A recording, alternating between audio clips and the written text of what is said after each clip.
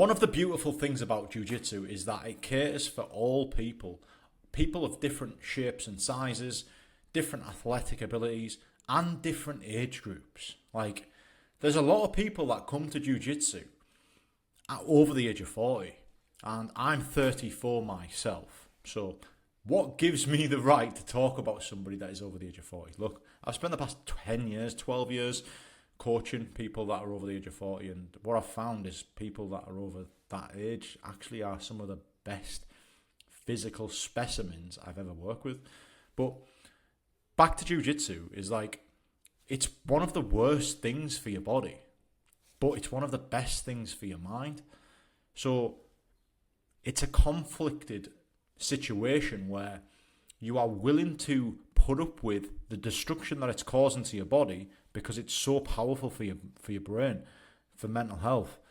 And,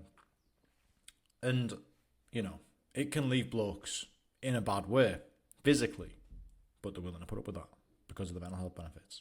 I could repeat that thing over and over again. Right, what I'm going to be talking about today is mindset. I'm going to be talking about habits, and I'm going to talk about what I do, right? I'll also say what I do for the guys on my program as well, who are sometimes over the age of 40, over the age of 50, sometimes over the age of 60, right? 60-year-old here, 40-odd, we've got 60, we have 50, we have late 40s, we have early 40s, we have 50s. You get the idea, right? I've got a lot of experience, and you'd be pleasantly surprised that not much changes the older you get, right? If anything, the older you get, the more important it gets, right? But you can see my experience, ex-paratrooper, former Special Forces Support Group operator, work with the training, physical training of elite soldiers, thousands of elite soldiers. Now I coach grapplers online through my longevity program, which is an online coaching service, 5-phase system designed for all of this stuff. Character first, tactics, systems and strategy, and support. From me, purple belt, 7 years experience. Grappling experience, should I say. One thing that's a common theme is what I like to call the creature mindset. It's basically you choosing to listen to a part of your brain that is designed for survival. It's not designed for thriving. It's not designed for development. It's not designed for growth. In fact, it is repulsed by all of those things. So, the creature mindset, the 1.0 grappler, the 1.0 mindset in which you currently have, might not like looking in the mirror and blaming themselves for everything that goes wrong with their body. Might commonly blame others, age, genetics. It's just the martial art, it's just the way it is. The reason I'm old is because I'm a dad. The reason I have a lack of physical capabilities is because I have a busy family life. I have a busy job. My boss wants me to work late, I have to work early. I've worked with a bad coach, I've had a bad physiotherapist. It's, you know, all of these things, it's always something external to them. It's a lack of responsibility, a lack of taking responsibility, full accountability for the situation that you're currently in. It's a part of your brain that you listen to, right? And the problem with this is that the older you get, the more these things become stronger. The stronger these voices come in your head, and the more you are governed by the creature, the survival part of your brain. This is things like not eating nutrient-dense foods because you think it's a diet and it's boring. This is things like how you spend your spare time. High dopamine, watching your smartphone on social media, watching Netflix series till early hours in the morning, playing online games, gambling, watching porn. All of these things fit into the same thing. It's a part of your brain that just wants the maximum this second. It is repulsed by the idea that you are developing and putting yourself into uncomfortable situations to develop yourself. Men over the age of 40 have prioritized other people for an extended period of time. When they start to prioritize themselves, they often feel guilty for doing so. So then they easily fall back into prioritizing other people.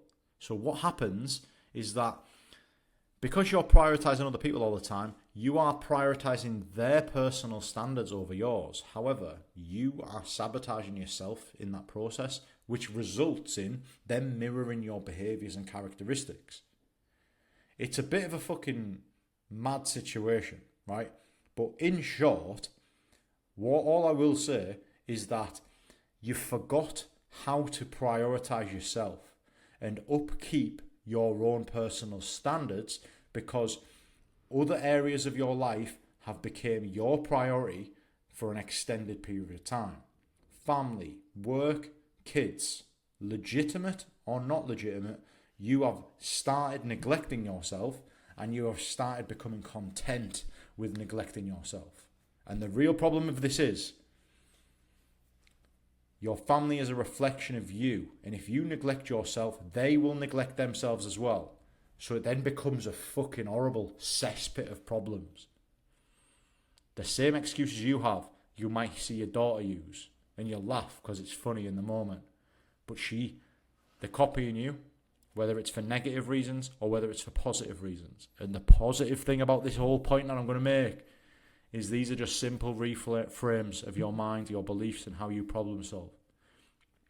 This is a lot easier than you think, but it does require awareness and it does require a mirror and a set of balls. So, your current situation, whether you are a noble family man that gives everything to their wife and their kids and you're amazing and they're amazing and all the rest of it, at the end of the day, if you're fat, that's not their fault. You have chosen to eat horrendous foods, put them into your mouth. They haven't force-fed you anything. You have sore knees. They are not the reason that you have sore knees. They are not the reason that you don't have any energy. However, on a rare occasion that they keep you up at night, they might be a reason.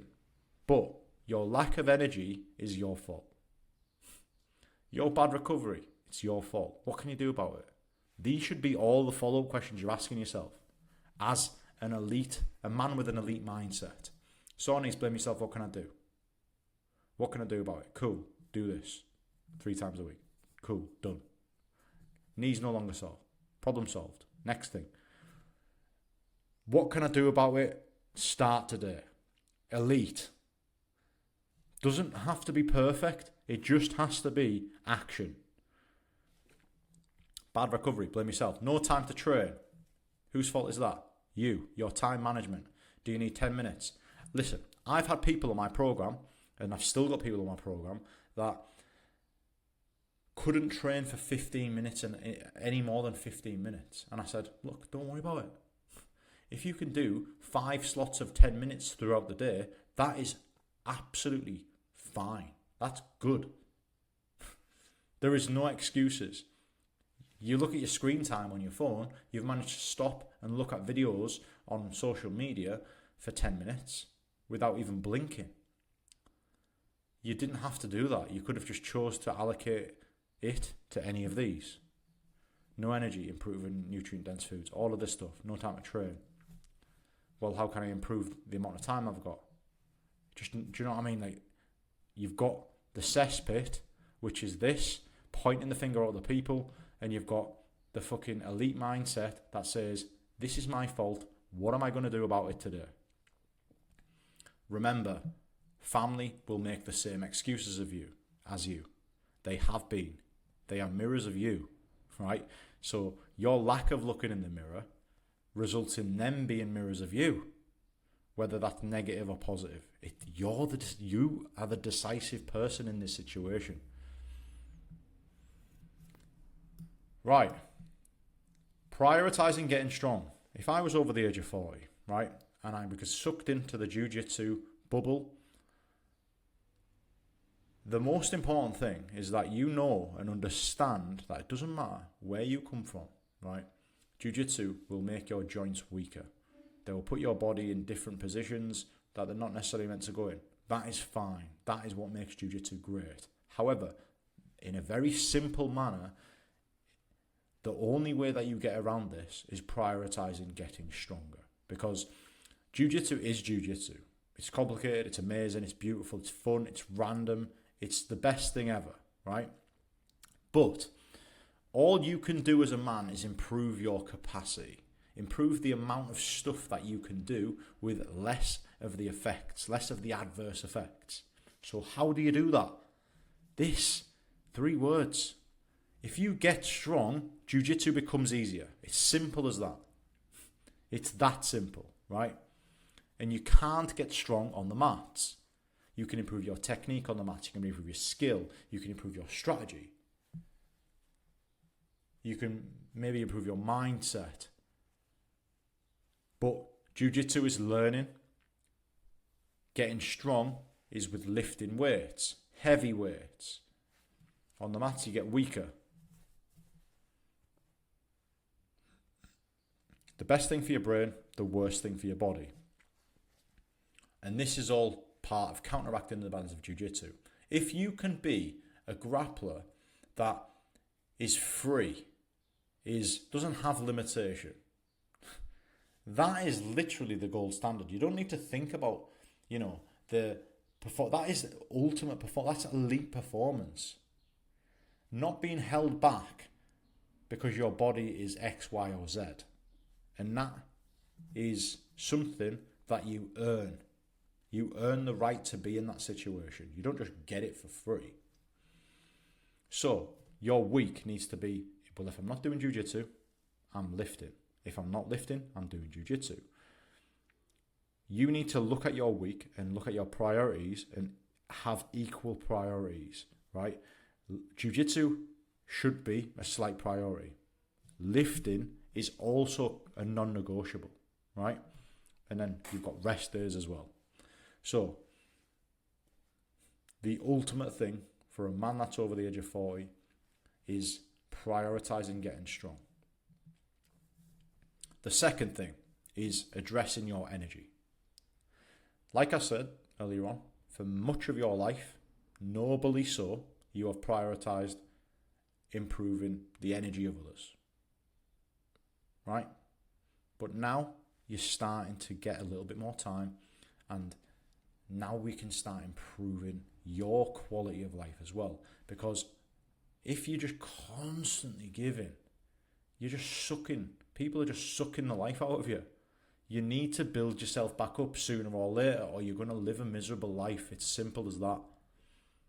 Don't feel guilty for doing this stuff. Energy. Good quality foods. 80% whole food sources. 20% whatever you want.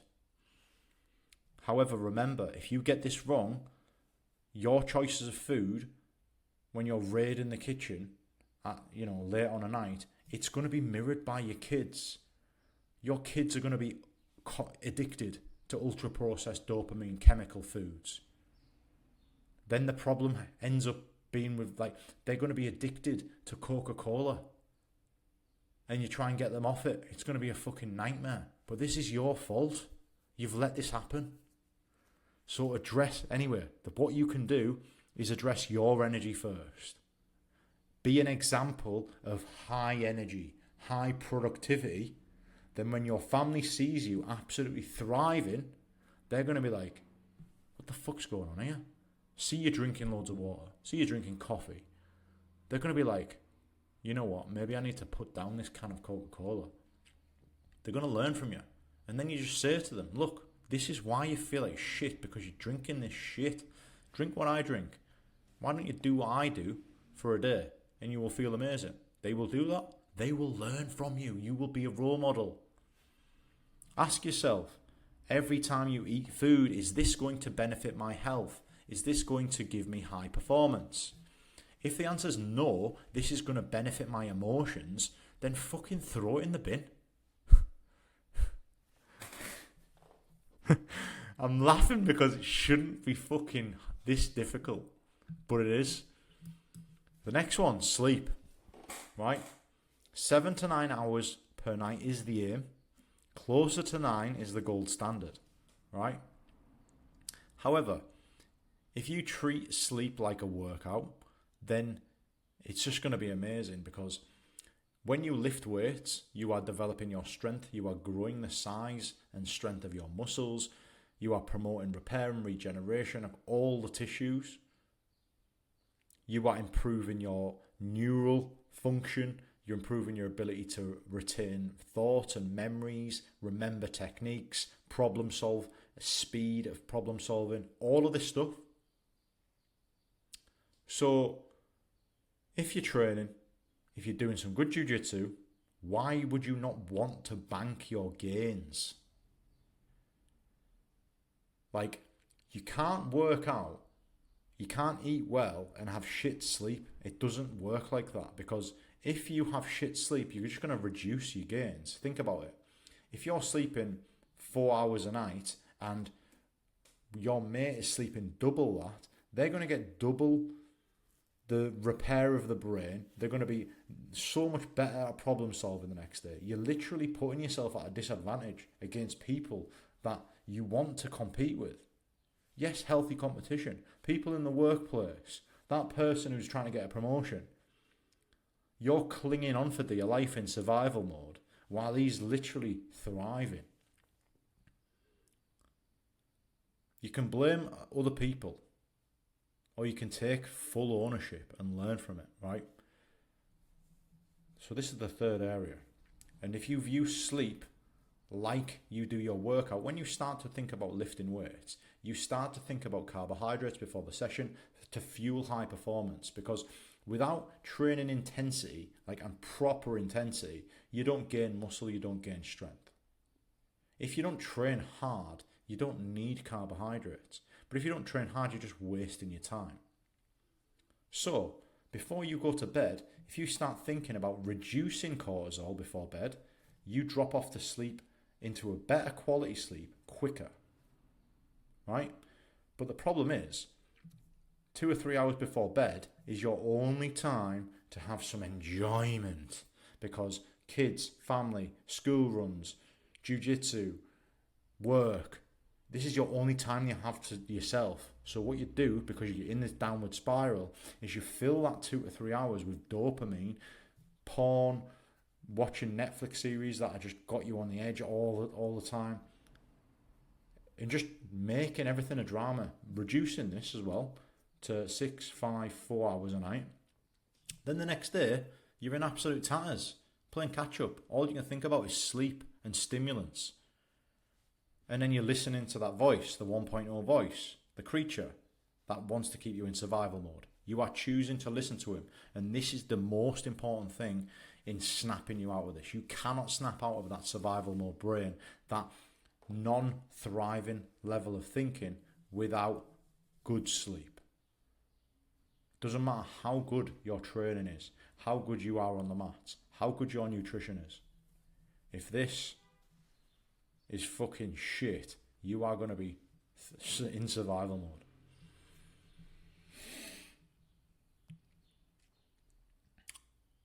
Four things for men over the age of 40 that have came late to jiu-jitsu. Mindset. Look forward into the future with enthusiasm. Look forward with, you can improve your physical capabilities. Your greatest years physically are ahead of you. You can develop your strength to make the demands of jiu-jitsu appear less on your body, give you less of the adverse effects. You do this by good quality strength training. It doesn't have to be complicated. It doesn't have to be fun. It doesn't have to be exciting. Arguably, it should be the opposite of them. It should be basic, where you can really concentrate without interruption. The best exercises. Choose exercises in which the strongest people in the world are doing. There's plenty of exercise on my channel. Energy. You need to think about input. What you put into your body, is it poisoning you or is it making you stronger, healthier, increasing high performance? It may seem really simple, but to somebody that is listening to the creature that has infected their brain, it's just the way they live. Everything is fight or flight. Everything is unhealthy. And it's not an addiction, it's a choice. You know, you can say it's an addiction and get therapy, and no, it's just a choice that you've made so frequently. And all you have to do for 24 hours is think differently, believe differently, problem solve in a different manner. Energy, whole foods. Whole foods make you feel 10 times better. It's not healthy, it's not a diet, it's just eating nutrient-dense foods, which benefits your life, benefits you as a husband, as a father, as an operator at work, benefits you on the mat. Anything that you could want to be good at, this will improve it. It'll be the fastest turnaround as well. So mindset, you're not going to really notice the difference in the mindset. Do you know what I mean? You're not going to really notice the difference. Other people will notice the difference of your mindset. Strength training, yes, it's going to take a couple of months before you start feeling the effects of the strength training. Maybe about a month. If you've got, really weak, if you're really weak in some of your knees or something like that, strength training you're probably going to feel in a few weeks, right? Energy, getting the food right, you're going to feel in a few days. Recovery, sleeping like a baby, 7 to 9 hours, you're going to feel next day. So you want quick results, sort this out. You want quick results, sort this out. Do you know what I mean? So, the most important thing, right, is that you acknowledge the fact that you've prioritized other people for an extended period of time. And credit due. Everybody has these periods of their life where they have to prioritize other people, right? Now it's time for you to really look long and hard in the mirror and start looking at where you are weak with regards to your character. Figure that out, make the necessary reframes, and then apply the tactics on top of that. Because jiu-jitsu will fucking eat you up, spit you out, and throw you out. Right, your body will be fucked. You'll be pointing the finger saying it's jiu-jitsu, it's my doctor. Does anybody know a good chiropractor? You'll be blaming everybody, and you'll leave jiu-jitsu and you'll be in that survival mindset. You might as well be in a washing machine, eating the wrong foods, not strength training.